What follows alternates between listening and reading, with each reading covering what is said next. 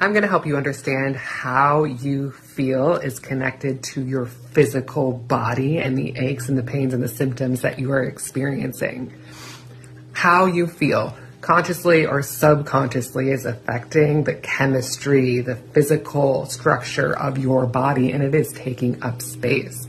As a sensitive chiropractor, today, I just witnessed the gentle release of panic out of the body, and I immediately saw a shift in a leg length. There was a 2-inch difference in the leg length, and all of a sudden there's a 1/2 inch just by the nervous system unwinding, helping lower back pain, allowing the body to heal itself by recalibrating the nervous system.